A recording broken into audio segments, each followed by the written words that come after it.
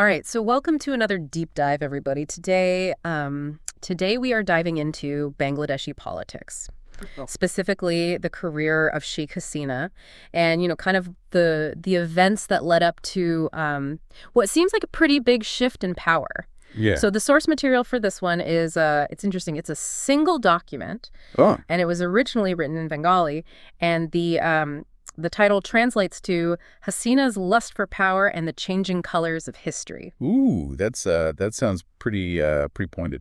Yeah, so I think we're going to be dealing with some pretty strong opinions about her time in office. For sure. Yeah, I mean, just from that title, you can tell that this document's not going to hold back, especially when it comes to those later years, right? I mean, the document really seems to argue that even after 15 years of being in charge, Hasina was still like completely fixated on holding on to power, and it even implies that she might have resorted to some, let's say, controversial methods to do so. Okay, so 15 years, that's a long time to be in charge. It is. So what does the source say about, like, her initial rise to power? How did she get there in the first place?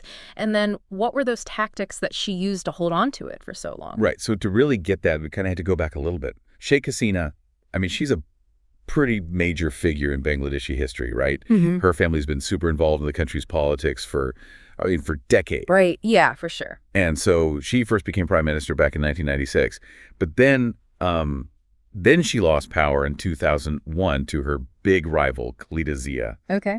And this rivalry, I think this is really crucial for understanding, like, kind of where this document's coming from, because it portrays Zia as, like, this figure who is unwilling to compromise her principles at all, even for power. Okay. Which is, like, setting this huge contrast with Hasina. Okay, so I see where this is going, right? So we have this setup of Zia being the principled one, and Hasina being maybe more willing to play the game, let's say. So how did Hasina manage to get back into power in 2008? And how does that tie into this whole, like, contrast with Zia? Okay, so the document actually claims that Hasina's win in 2008, it involved making deals with people who were connected to what they call the 111 political crisis. 111? What was that? Yeah, so this was like back in 2007. Okay. There was a period of, like, crazy political instability. Right. Even, like, military intervention and stuff. Wow. It was wild.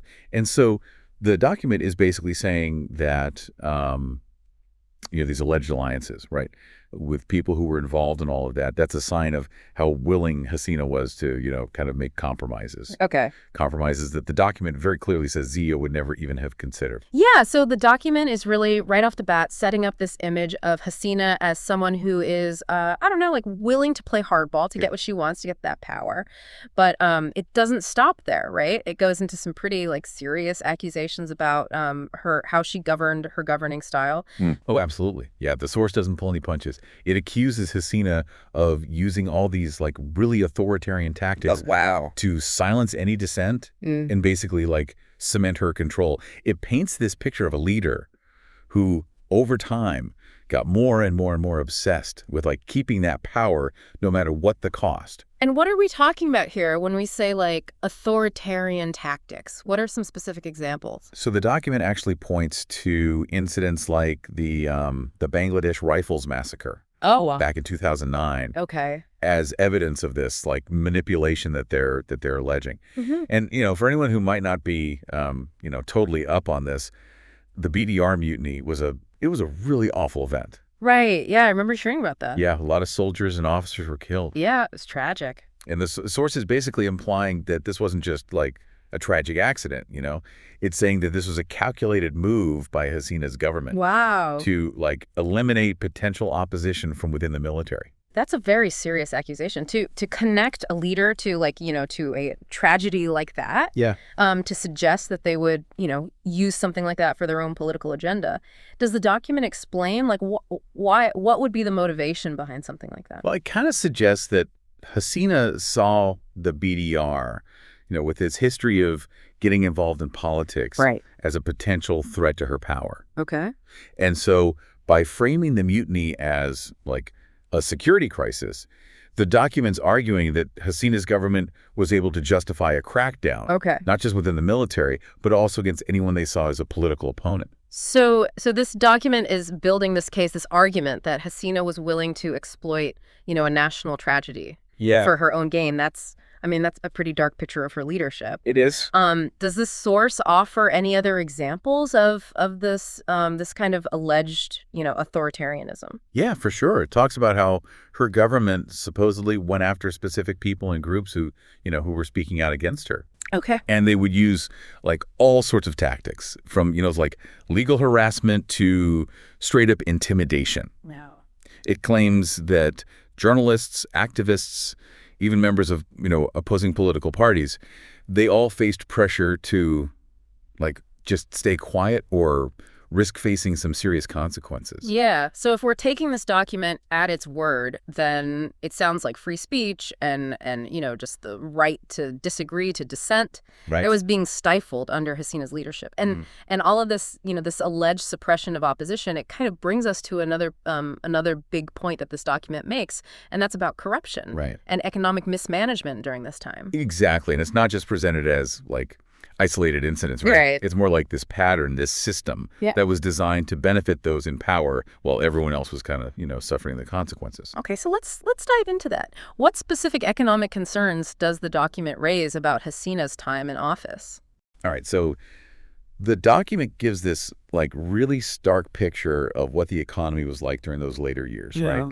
It claims that Bangladesh, even though there were, some periods of growth, they also saw just like tons of corruption and depletion of like the country's resources. So it's more than just individual instances, Yeah. right? It's a systemic thing. Yeah, exactly. Like it even names names like specific businessmen who it claims got super wealthy because of their connections to the government. Wow, okay. It's describing this culture where like loyalty to the Awami League, Hasina's party, basically got you special treatment, like access to lucrative contracts and that kind of thing. That's a pretty serious allegation. Does the document give any like solid examples of this alleged corruption? Like, are they naming specific instances or cases? Oh, yeah. Yeah, it does. It points to certain like infrastructure projects and financial deals, and it's claiming that they were just like riddled with irregularities. Oh. Like these projects would get awarded without any real transparency, leading to inflated costs and like kickbacks that were siphoning money away from public funds. And are they directly connecting this alleged corruption, like, to Hasina's control over the government? Oh, yeah, absolutely. It's arguing that by consolidating her power, by silencing all the dissent, she basically created this environment where, like, corrupt practices could just flourish because there was no one to check them. Like, critics, whether they were in the media or even within the political system, they were either sidelined or just silenced. So if what this document is saying is true, then it sounds like her government wasn't just corrupt, but that the corruption had become like a feature, like a part of the system itself. Exactly. Yeah, it was baked in. That's going to have a huge impact on, the lives of everyday people in Bangladesh. That's a really important point, and the document actually doesn't shy away from that. Like, it talks about the human cost of all this alleged corruption. It claims that essential services like healthcare, education, they were suffering because there just wasn't enough funding, enough resources, while those connected to the ruling party were living, these lavish lifestyles. Yeah, it's one thing to talk about corruption in the abstract, theoretically. Right. But when you connect it to, like, people's everyday lives, it makes it so much more real, and you really see the impact. Right. And that's exactly what the document's doing. It's using these real-world examples to really drive home its argument, painting this picture of a society where inequality is on the rise. Yeah. And if you don't have the right connections, your opportunities are just like dwindling. So far, this deep dive's painted a pretty negative picture of Hasina's later years in office, but we can't talk about Bangladeshi politics without also talking about, their relationship with India. Yeah, for sure. The document mentions that too, right? Oh, absolutely, yeah. And this is where the analysis gets even more, even more interesting. Right. It claims that in Hasina's, quest to hold on to power, she ended up relying way too heavily on India's support. Okay, can you back up a little bit and like give us some context on that relationship for people who, might not be as familiar with it? Sure. So, India played a massive role in Bangladesh's War of Independence back in 1971. Right. And ever since then, they've had this close relationship. They share a border. They have cultural ties. There's a lot of economic interest. Right. But, it hasn't always been smooth sailing. Okay. There's been, complexities, tensions, that kind of thing. Yeah, it's a complex relationship for sure. Yeah, definitely. So according to the document, during Hasina's time, at first India's support was good for her, but eventually it became like this vulnerability. Okay. It claims that she started making decisions, especially when it came to trade and security, that were heavily influenced by what India wanted, Okay. even if those decisions weren't really in Bangladesh's best interest. So it's making it sound like she kind of, maybe in trying so hard to stay in power, became too dependent on this one ally. Yeah, that's the picture it's painting. And what's the document's take on the consequences of that? Like, what happened as a result of that dependence? Well, it argues that this over-reliance on India had a bunch of negative consequences. For example, it claims that Bangladesh kind of lost its assertiveness. Okay. In regional forums.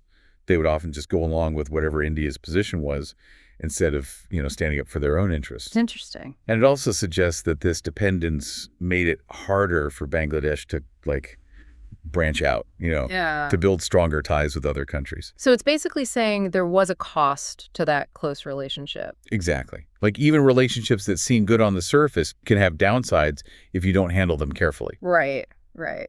It's a good reminder that there's always different angles to consider, even when things seem positive. Yeah, for sure. And this whole idea of the dangers of relying too much on one external power, it's a big part of how the document explains Hasina's eventual downfall. Okay, so we've talked about the accusations of corruption, the silencing of dissent, and, the complications of the Bangladesh-India relationship. Yeah. But where does the document go from there? Does it, offer any insight into what actually led to Hasina losing power? Yeah, it does. And that's where things get really, really dramatic. The document starts analyzing all the factors that contributed to her, fall from grace. Ooh, I'm all ears. This document's already taken us on quite a ride through Bangladeshi politics, so I'm definitely curious to see how it explains this, big power shift. All right, so according to the source, it wasn't just one single thing that led to Hasina's downfall. It was more like this combination of internal and external pressures that just built up and eventually, made her position impossible to hold on to. Okay, let's break that down. What were some of the internal pressures that the document talks about? Well, internally, it points to growing dissatisfaction within Bangladesh itself. It claims that as the corruption accusations got louder and as evidence of the economic mismanagement started to come out, people started to lose faith in Hasina.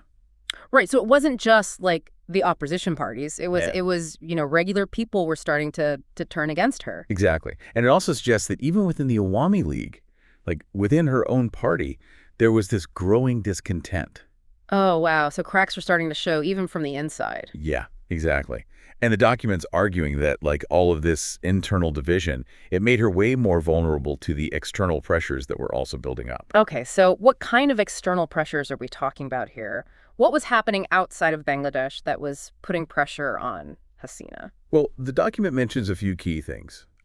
First, there was increasing scrutiny from international organizations like human rights groups and also from Western governments. Okay. About what was happening in Bangladesh, about the human rights situation. All right. And the document's suggesting that these concerns were coming from, all those allegations of authoritarianism and the crackdown on dissent that we talked about earlier. So basically the international community was starting to pay attention to what was happening. Yeah. And they were not happy about it. Exactly. And this international pressure, it created this dilemma for Hasina, right? Yeah.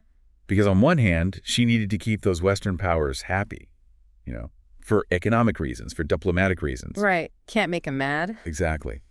But on the other hand, she also felt like she needed to keep cracking down on dissent, keep consolidating her power to survive politically. Right. So she's caught between a rock and a hard place. Yeah, exactly. And the document's saying that this balancing act just got harder and harder to pull off. And then there's, we can't forget about the India factor. Right. We talked earlier about how the document says Hasina became so reliant on their support. Right. Did that play a role in her downfall too? According to the document, definitely. It claims that as all this pressure, internal and international, was building up, India started to rethink their relationship with Hasina. So even her closest ally was starting to have second thoughts. Yeah. What prompted that, according to the document? Like, why the change of heart?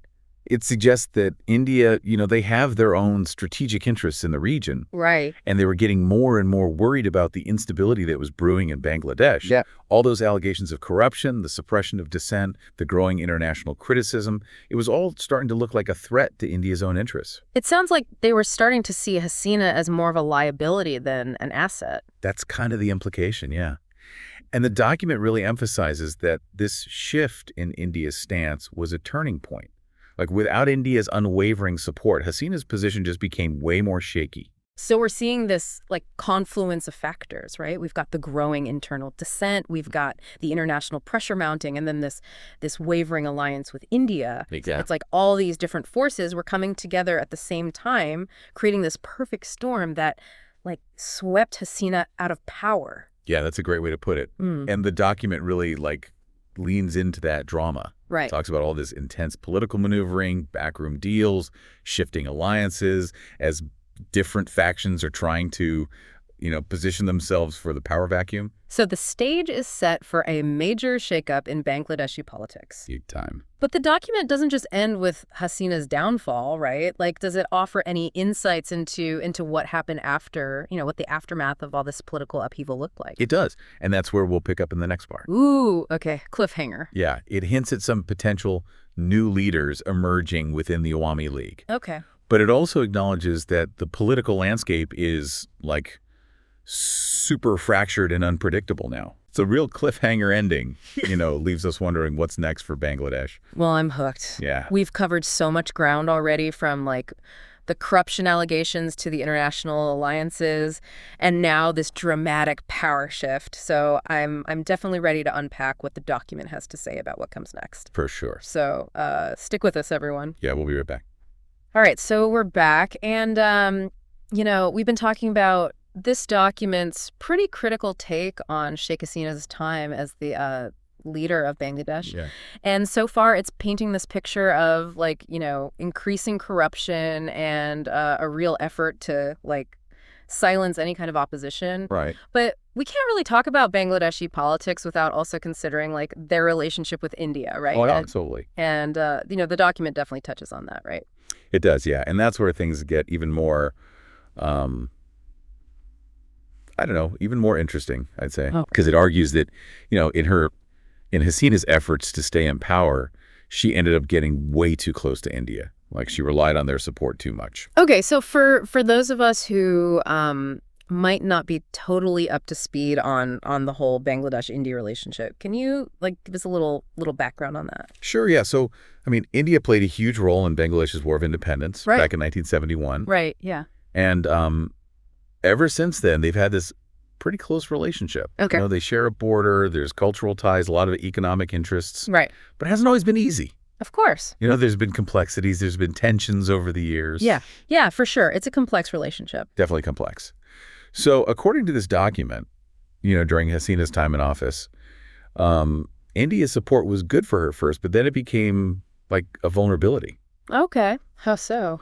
Well, it claims that she started making decisions, especially about things like trade and security, that were basically dictated by what India wanted. Yeah. Even if those decisions weren't really the best thing for Bangladesh. So it's making it sound like maybe, I don't know, in her desire to stay in power, she kind of got in too deep with India, became too dependent on them. Yeah, that's the picture is painting, definitely. And what does the document say about, what were the consequences of that? What happened as a result of that dependence?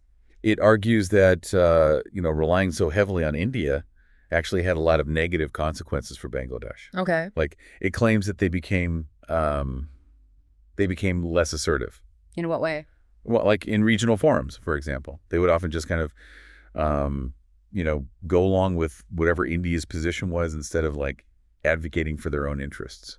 Interesting. And it also suggests that this dependence on India actually prevented Bangladesh from, diversifying their relationships, Okay. building stronger ties with other countries. So basically this document is saying that even though the relationship with India, had some benefits, Right. there was also like a cost to that closeness, to that alliance. Exactly. It's a good reminder that even relationships that seem good on the surface, can have downsides. Yeah, if they're not like balanced. Exactly, if they're not balanced. And this whole idea of the dangers of relying too much on one external power, it's actually a big part of how the document explains Hasina's eventual downfall. Okay, so we've talked about the corruption, the crackdown on dissent, and now this complicated relationship with India. Right. But where does the document go from there? Does it try to explain what actually led to Hasina's loss of power? It does, yeah. And this is where the narrative takes a real turn toward, like analyzing the factors that contributed to her fall from grace, so to speak. Ooh, okay, I'm intrigued. The document's already taken us on quite a journey through Bangladeshi politics, so I'm really curious to see how it explains this like major power shift. Okay, so according to the source, it wasn't just one thing that brought Hasina down. It was more like, all these different internal and external pressures that just kind of built up over time and eventually made it impossible for her to hold on. Okay, let's unpack that a bit. What were some of the internal pressures that the document highlights? Like, what was happening within Bangladesh itself? Well, it talks about this growing sense of dissatisfaction within the country. Okay. Like, as those accusations of corruption kept coming, and as more and more evidence of the economic mismanagement came to light, people started to lose faith in Hasina. Yeah. Their support for her started to decline. Okay, so it wasn't just like, the opposition parties. It Yeah. was everyday people who were starting to kind of turn against her. Exactly. And it also suggests that there was like this growing discontent even within the Awami League, like within her own party. Oh, wow. So there were cracks starting to show even from the inside. Yeah, exactly. And the document argues that all of this internal division, it made Hasina way more vulnerable to all those external pressures that were also building up. Okay, so let's talk about those external pressures. What was happening outside of Bangladesh that was putting pressure on Hasina? Well, the document points to, a few key things. First, there was this increasing scrutiny from international organizations like human rights groups and also from Western governments Okay. about, the human rights situation in Bangladesh. Right. And it's suggesting that these concerns were coming from, all those allegations of authoritarianism and the crackdown on dissent that we talked about earlier. Right. So basically, the international community was starting to take notice of what was happening in Bangladesh. Yeah. And they weren't too happy about it. Not happy at all. And this pressure from the outside, it created this like dilemma for Hasina, right? Mm.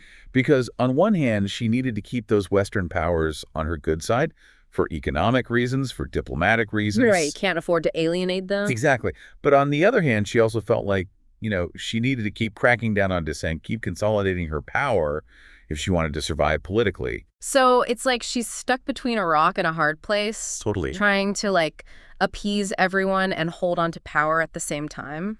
Yeah, and the document's basically saying that this balancing act, it just became too much to handle. Right. Right. And then there's the whole, the India factor. Right. We talked before about how the document claims Hasina became so reliant on India's support. Yeah. Did that play a role in her downfall as well? According to the document, it definitely did. It says that, as all this pressure was building up, both from within Bangladesh and from the international community, India started to kind of reevaluate their relationship with Hasina. So even her closest ally was having second thoughts. Yeah. What caused that shift, according to the document? Like, why did India start to change their tune? It suggests that, India has its own interests in the region, its own strategic goals. Right, of course. And they were starting to get really worried about the instability that was brewing in Bangladesh. Mm. All those allegations of corruption, the suppression of dissent, the growing international criticism, it was all starting to look like a threat to India's own interests. So it's like India was starting to see Hasina as more of a liability than an asset at that point. Yeah, that's the implication. And the document really emphasizes that this shift in India's stance was a huge turning point.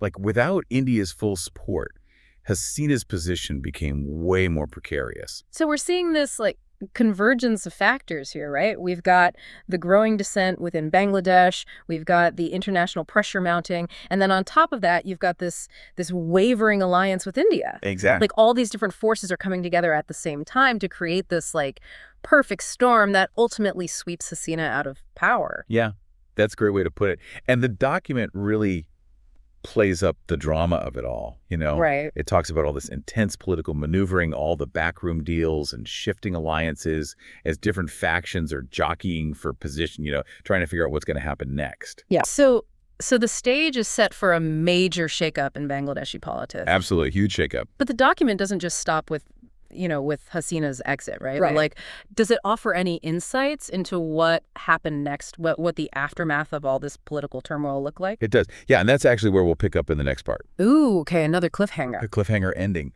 But it does hint at the emergence of, like, some potential new leaders Okay. within the Awami League. But it also acknowledges that the political landscape is, like, super fractured now and really unpredictable. Right, so anything could happen. Exactly. Yeah. It's a real cliffhanger ending. Leaves us wondering what the future holds for Bangladesh. All right, so we're back, and we spent this whole deep dive, really digging into this one document, and it's a pretty critical take on Sheikh Hasina's time in power. We've talked about the corruption allegations, we've looked at her relationship with India, and this source is really painting this picture of a leader whose, grip on power ultimately slipped away. But politics, it never really stands still, right? So what does this document suggest about what came after Hasina? Right, yeah. I mean, it's important to remember that this is just one perspective. Of course, yeah. It's a complex situation.